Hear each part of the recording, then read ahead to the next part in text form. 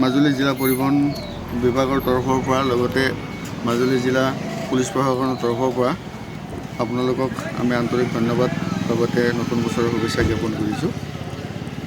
প্ৰতি বছৰৰ দৰে আমি এই বছৰো মাজুলী জিলাত ৰাষ্ট্ৰীয় পথ সুৰক্ষা মাহ উদযাপন কৰিবলৈ লৈছোঁ।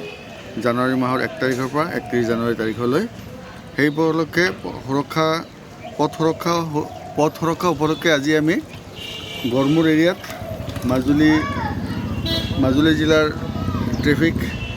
ট্ৰেফিকৰ লগতে আমি জিলা পৰিবহণ বিষয়া কাৰ্যালয়ৰ তৰফৰ পৰা যুটীয়াভাৱে এটা অভিযান চলাইছোঁ আৰু মানুহক এৱাৰনেছ কৰিবলৈ চেষ্টা কৰিছোঁ, সতৰ্ক কৰিবলৈ চেষ্টা কৰিছোঁ।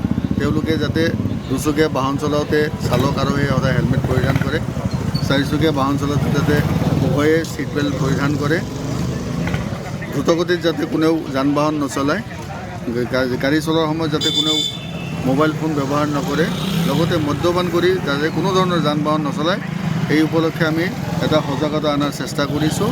লগতে যিহেতু আজি আমাৰ শীতৰ ছিজন আৰম্ভ হৈছে, ৰাতি ঘন কুঁৱলী বহুত বেছি হৈছে, সেইকাৰণে আমি 4চকীয়া 6চকীয়া 10চকীয়া গাড়ীৰ ড্ৰাইভাৰবিলাকক সজাগ আৰু সচেতন কৰিবলৈ চেষ্টা কৰি আছোঁ, যাতে ঘন কুঁৱলীৰ মাজত অতি সাৱধানৰ সহিত গাড়ী চলায়।